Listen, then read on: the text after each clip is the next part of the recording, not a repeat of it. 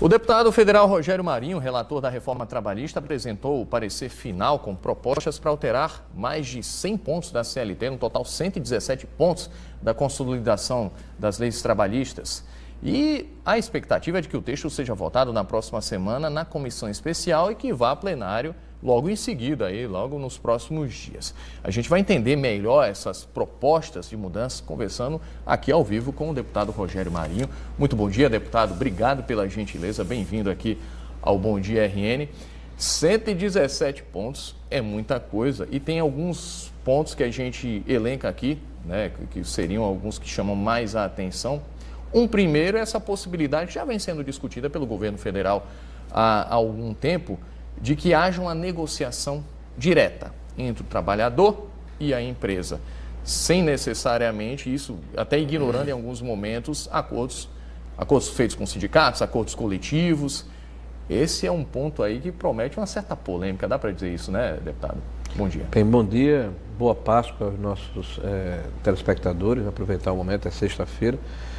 Dizer, Murilo, o seguinte, que o que está sendo proposto no nosso relatório, na verdade, não é uma reforma, é uma modernização de um código que tem mais de 70 anos. O mundo mudou. As relações de trabalho também mudaram. Atividades como essa que nós estamos aqui fazendo não existiam em 1943, a televisão ao vivo, né? A internet, os aplicativos de celular, a robótica, o trabalho em casa, o home office, a jornada intermitente, a jornada flexível. Quando a CLT foi feita, levava em consideração um país que precisava se industrializar, e era rural. Hoje, 70% dos nossos trabalhadores estão na área de serviços e no limiar dessa quarta revolução do emprego. Então, isso é um fato. O governo, quando nos manda um projeto de lei em dezembro do ano passado, ele nos manda um projeto para fortalecer o processo de negociação entre sindicatos de trabalhadores, sindicatos de empresários, as convenções coletivas e os acordos. E vocês poderiam perguntar a quem vem de fora do Brasil, ora, a Constituição prevê, a CLT também, a cultura do país, 40 ou 50 mil acordos são celebrados todos os anos. Os acórdãos do Supremo Tribunal Federal apontam em relação à prevalência dos acordos sobre os artigos da CLT originários, sem que sejam agredidos os direitos indisponíveis do trabalhador que estão na Constituição, no artigo 7. Isso, né? Não pode ser questionado. Isso não pode ser questionado, porque é uma lei ordinária. Então já vem acontecendo na prática, pelo que o senhor está dizendo, deputado? Sim, há dezenas de anos. O problema é a insegurança jurídica. Esses acordos, milhares deles são contestados depois de firmados pelo Ministério Público do Trabalho e também por integrantes do acordo depois que foram beneficiados.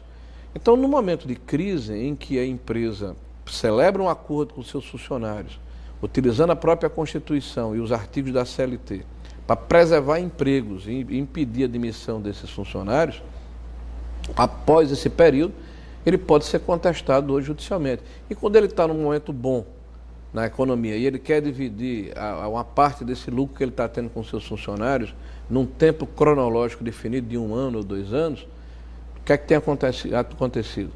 Você define o tempo, mas após o tempo, quando deveria se voltar ao leito originário, a justiça muitas vezes tem dado ganho de causa para manter aquela situação que prejudica as empresas. Essa falta de segurança jurídica inibe novos acordos, prejudica o trabalhador, porque a empresa se vê obrigada a demitir, né? E isso é péssimo para todo mundo, para o trabalhador, para a empresa, para o país, né? E ao mesmo tempo, quando está no momento bom, fica represado para não dividir com seus trabalhadores aquele fruto do trabalho. Há sempre uma desconfiança da empresa em fazer esse acordo mais individualizado. E a lei é para isso, para dar segurança jurídica. Agora, tem um outro ponto que promete discussão, imagino que já está incomodando os sindicatos, inclusive no texto, e quando perguntado sobre isso, o deputado até disse, hoje a gente tem em torno de 17, especificamente 17.068 sindicatos no Brasil. Um outro texto, outra proposta que está lá no texto é a seguinte, de tirar a obrigatoriedade da contribuição sindical. Se você olhar aí, se você tem carteira assinada, olhar no seu contra-cheque, você provavelmente está lá contribuindo com o seu sindicato. O texto diz o seguinte, que isso não vai ser mais obrigatório. Isso enfraquece os sindicatos na prática, não, deputado? Isso não desequilibra as relações entre trabalhador, sindicato e empresas? Olha, a ação mais desejável no mundo do trabalho, no mundo inteiro, é a negociação. onde você evita a judicialização, que deve ser a última instância de um processo de negociação, tanto coletivo como individual, entre empregados e patrões. Isso é uma tônica no mundo inteiro.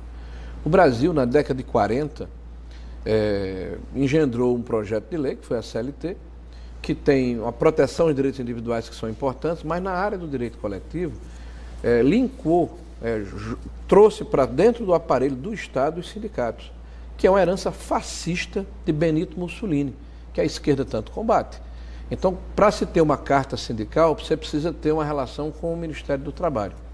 É o princípio da unicidade sindical, que diz que regionalmente, aquela categoria tem que ser representada por um único sindicato e todo trabalhador brasileiro necessariamente precisa contribuir com um dia de trabalho para esses aparelhos sindicais e as empresas com um percentual do seu capital corrente, do seu capital líquido, do seu capital social líquido. Isso gerou uma distorção extraordinária. A Argentina, que é o país vizinho, tem 100 sindicatos, menos. O Brasil tem 17 mil. A Alemanha tem 11 sindicatos. E a gente está com 17 mil. O Brasil tem 17 mil. E isso significa... Na prática, a proposta vai fechar sindicatos. 3,6 bilhões de reais por ano que são despejados nesses sindicatos sem fiscalização do Tribunal de Contas da União. E esse dinheiro é obrigatório, é coercitivo. Você dá se você quiser ou se você não quiser um dia de trabalho por ano. O que é que a gente vai fazer? Vai tornar opcional. Se você, trabalhador, quer contribuir para o seu sindicato, você vai lá na empresa e diz, eu quero contribuir com esse meu dia de trabalho. Se você não quiser, você diz, eu não quero contribuir. O que é que vai acontecer na prática? Os sindicatos que são pelegos, que não representam os seus associados, esses vão desaparecer. E muita gente fez disso hoje meio de vida. Os sindicatos que têm representatividade, que celebram esses acordos que a gente falou anteriormente, as convenções, que representam os seus associados, que defendem os interesses dos trabalhadores e dos empresários, tem sindicato laboral e sindicato de empresários, esses vão ter a capacidade de serem financiado por aqueles que se sentem representados e vão sobreviver, e a gente vai separar o joio do trigo e fortalecer o processo de negociação. Eu aproveito essa nossa discussão, inclusive, para chamar o Maxwell Figueiredo, que está como representante da Ordem dos Advogados do Brasil aqui no Rio Grande do Norte, para saber a visão da OAB em torno dessas questões que a gente já está debatendo aqui no estúdio. Maxwell, por exemplo, essa questão aí da não obrigatoriedade da contribuição sindical, se estavam acompanhando, a gente está querendo saber a opinião da OAB também. Então, Murilo, eu estou aqui com o Renato Rodrigues, que é representante da Comissão dos Advogados Trabalhistas aqui do Estado.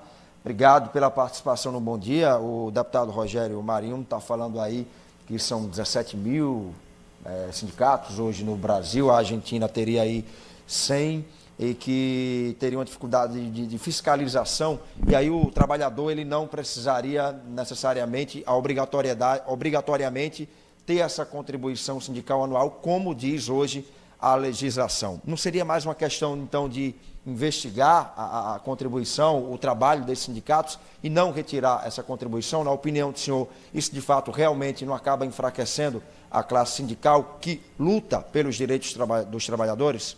Bom dia a todos, bom dia Maxwell, bom dia Murilo e ao novo deputado federal Rogério Marinho, que se encontra no estúdio.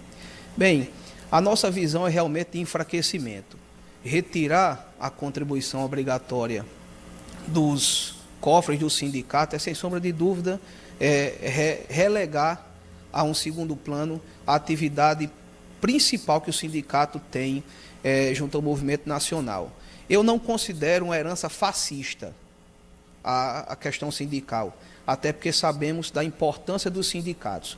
O que deveria acontecer em verdade era uma maior fiscalização quando da possível abertura dos sindicatos e não levar a uma desarradoada ausência de proteção a um direito futuro do trabalhador. O trabalhador ficaria desprotegido com esses sindicatos sendo extintos? O que é que acontece hoje em dia? O movimento sindical, ele abrange a coletividade. O trabalhador, filiado ou não, contribuinte ou não, ele se sente já abrigado pela proteção sindical. Então, o que é que vai acontecer? Além de essa reforma ela mitigar a atuação sindical, vai fazer também com que o trabalhador seja, de certa forma, tendo em vista a relação de fragilidade com o ente patronal, ser pressionado à condição de se tornar filiado ou não, de contribuir ou não. E isso, na prática, já vinha acontecendo antes até mesmo, de certa forma, da reforma. Imagine quando a reforma for aprovada, se for o caso. A gente teria a situação aí proposta do acordo ser feito entre o empregado e o empregador, sem a interferência, digamos, sindical. O trabalhador, de uma certa forma, em alguns pontos, ele poderia ser até coagido pelo empregador? Olha, eu não falo em coação porque é uma expressão muito forte, não é? Mas a chancela sindical nas convenções coletivas e nos acordos coletivos de trabalho é de suma importância para garantir os direitos primígenos do trabalhador. Daí a importância da participação efetiva do sindicato. Ok, Murilo, essa é a opinião, portanto, aqui do advogado trabalhista em relação aí a esse ponto específico dessa reforma trabalhista para retirar a obrigatoriedade da contribuição sindical anual do trabalhador. É isso. Obrigado, Maxwell Figueiredo. Eu já volto aqui, inclusive, com o deputado federal Rogério Marinho. Eu estava olhando aqui, só confirmando o nome do advogado que conversou com a gente, Renato Rodrigues, representante da OAB. A gente fez o contraponto e eu volto aqui a colocar a questão diante do deputado federal Rogério Marinho. O representante encara como esse enfraquecimento dos sindicatos, como um enfraquecimento da própria relação, talvez do poder de barganha, de manutenção dos direitos dos trabalhadores. Deputado, como é que o senhor Eu acho que primeiro a gente tem que verificar, saudar o advogado Renato Rodrigues. Bom dia, Renato. Primeiro a gente tem que avaliar o seguinte: a afirmação que eu fiz não é uma afirmação leviana, não.